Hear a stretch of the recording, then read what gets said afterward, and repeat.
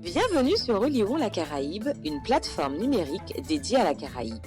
Histoire, géographie, sciences humaines et sociales sur et dans la Caraïbe.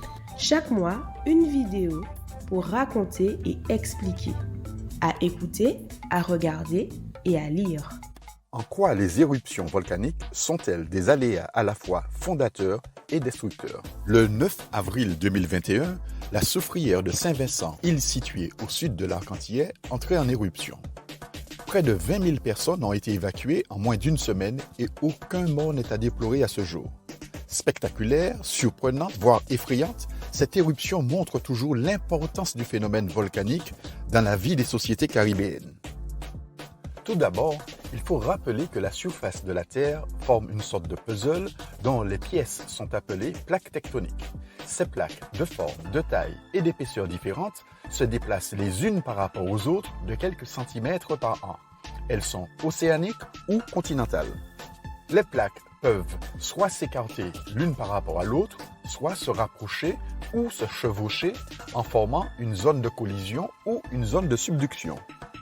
Dans la zone des Petites Antilles, la plaque nord-américaine à l'est plonge sous la plaque caraïbe située à l'ouest à une vitesse d'environ 2 cm tous les ans, formant ainsi une zone de subduction. Ces déplacements sont à l'origine du volcanisme et des séismes observés dans cette région. La formation de l'Arc-en-Ciel résulte de ce phénomène de subduction.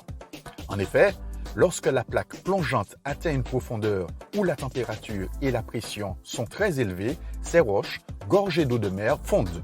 En effet, le relief volcanique grandit par l'accumulation des produits émis par le volcan après chaque éruption. Dans le cas des Petites Antilles, sa croissance se fait au départ sous l'eau, puis il finit par émerger et par former une île volcanique. On compte actuellement une dizaine de volcans actifs dans l'arc des Petites Antilles, comme les soufrières de Saint-Vincent, de la Guadeloupe et la montagne Pelée en Martinique. Les volcans des Petites Antilles ont des éruptions volcaniques explosives dites de limite de plaque. En effet, le magma est très visqueux en raison de sa forte acidité. Il ne s'écoule donc pas de façon spectaculaire et esthétique comme dans le cas du piton de la Fournaise à la Réunion ou dans l'archipel des Hawaï. Un volcan est donc un espace de circulation du magma venant des profondeurs du globe terrestre vers la surface. Ce déplacement vertical du magma s'effectue dans un conduit principal que l'on appelle la cheminée. La montée de ce magma visqueux vers la surface dans la cheminée est lente et génère une énorme pression des gaz qui cherchent à s'échapper. Le volcan ressemble ainsi à une cocotte-minute qui ne peut évacuer sa vapeur. Une fois arrivé à la surface du cratère, à l'air libre, le magma agit tel un bouchon qui bloque les gaz. Cette forte pression se traduit par des explosions très violentes de matériaux incandescents. Ce sont les coulées pyroclastiques, appelées aussi nuées ardentes, qui prennent des directions variables. Elles peuvent se diriger verticalement au-dessus du volcan ou en dévaler les pentes.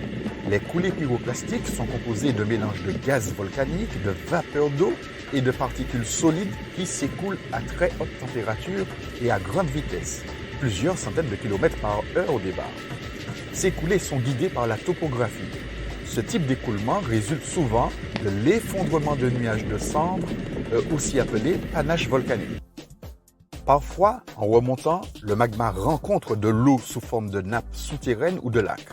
Il s'agit d'une éruption volcanique qui n'est pas caractérisée par l'expulsion massive de cendres ou l'émission d'une coulée de lave, mais par une explosion violente éjectant une importante masse d'eau sous forme de vapeur d'eau et de fines gouttelettes d'eau condensée, avec éventuellement des gaz volcaniques.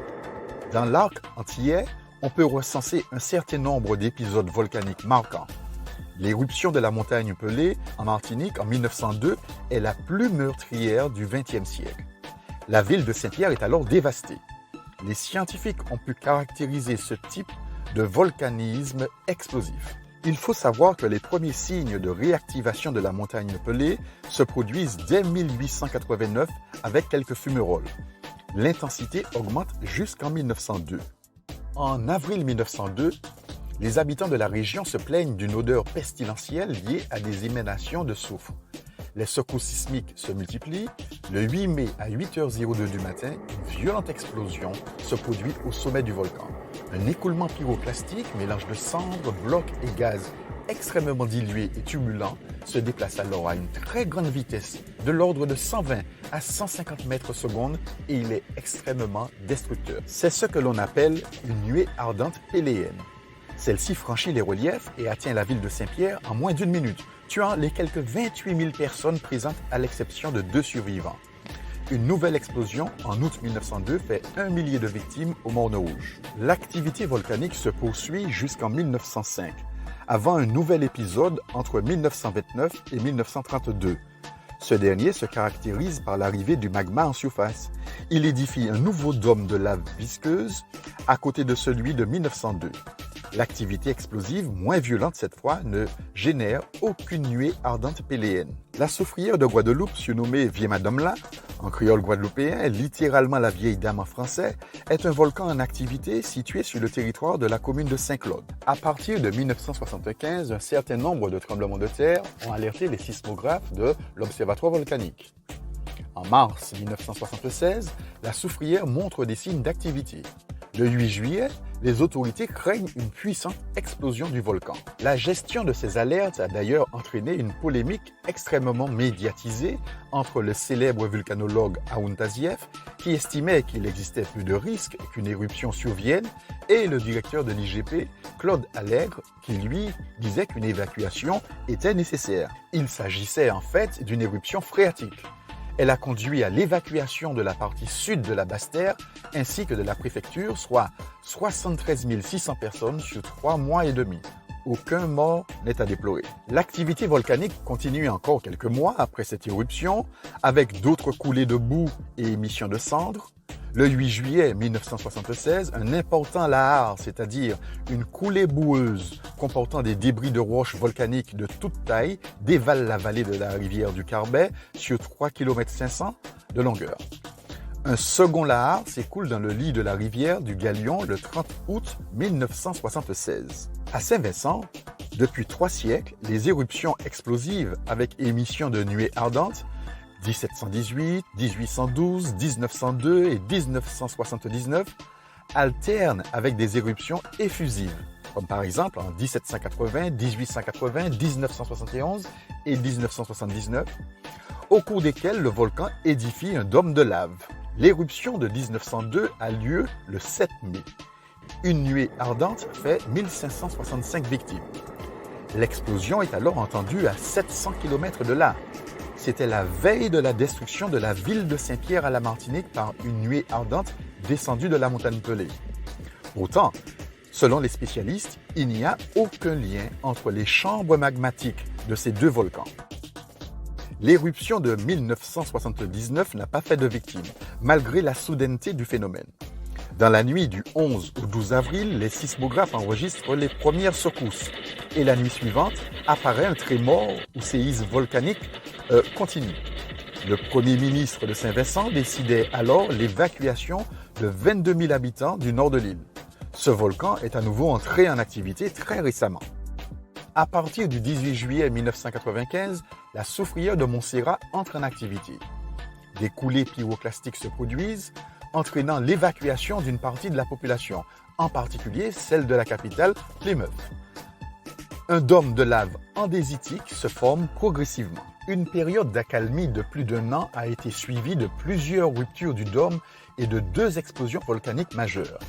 Celle du 25 juin 1997 ravage l'aéroport William Henry Bramble. Une nouvelle série d'éruptions entre le 4 et le 8 août 1997 provoque la mort de 19 personnes et la destruction de Plymouth, la capitale, qui a été recouverte de cendres à 80%. Celle-ci est définitivement abandonnée. Une autre éruption de ce type s'est produite en 2010. Ces éruptions ont des conséquences géographiques. Tout d'abord, les enjeux pour les populations sont importantes du fait de la forte vulnérabilité des sociétés insulaires. Même si les flancs des volcans des Petites Antilles sont inégalement occupés, la priorité en cas d'éruption est de réduire l'impact sur la vie des populations exposées. Les principaux dommages corporels sont causés par des brûlures mortelles provoquées par les coulées volcaniques, l'asphyxie par inhalation de cendres et de gaz à très haute température, ou encore par l'effondrement des toits des maisons surchargées de téphrases c'est-à-dire de cendres ou encore de ponce. En cas d'éruption, les populations sont évacuées hors des zones à risque.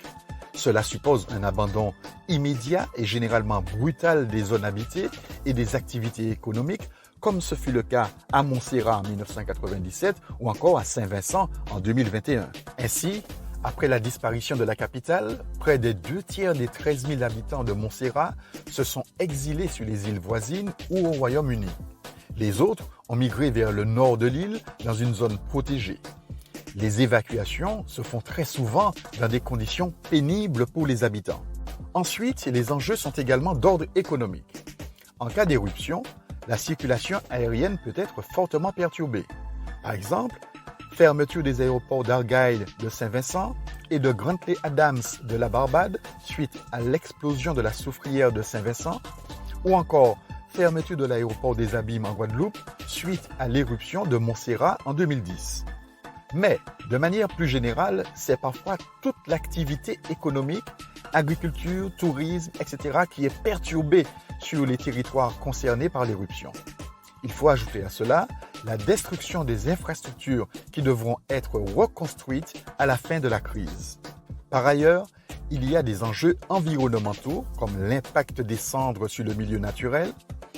À court terme, les paysages sont modifiés et la végétation est brûlée par le soufre contenu dans les cendres. On peut aussi observer parfois l'effondrement d'une partie des versants. Mais la décomposition des cendres peut avoir des effets positifs à plus ou moins long terme. Les sols s'enrichissent et permettent le renouveau de l'agriculture. De plus, à la suite des éruptions volcaniques et à plus ou moins long terme, les populations évacuées retournent chez elles et les territoires retrouvent leur dynamique d'avant-crise. Mais les éruptions volcaniques peuvent également entraîner une réorganisation des territoires, parfois accentuée par l'exiguïté des îles. En effet, l'éruption peut rendre inhabitable une grande partie du territoire, entraînant une contraction brutale de l'espace et rendant impossible une reprise de la vie d'avant. Avec 60% des terres rendues inhabitables, le cas de Montserrat est représentatif d'une reterritorialisation forcée aboutissant à la rétraction d'un espace déjà fortement contraint et son recentrement vers le nord. En Martinique, l'éruption de 1902 a établi une nouvelle hiérarchie urbaine au profit de Fort-de-France.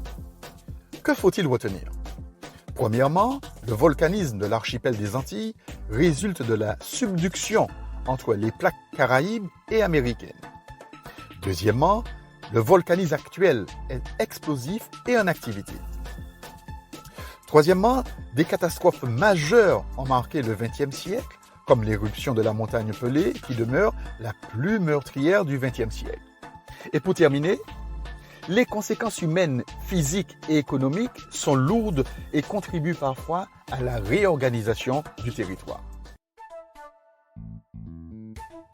C'était Oliron la Caraïbe, une plateforme dédiée à la Caraïbe sur Facebook, Twitter et Instagram. À écouter, à regarder et à lire.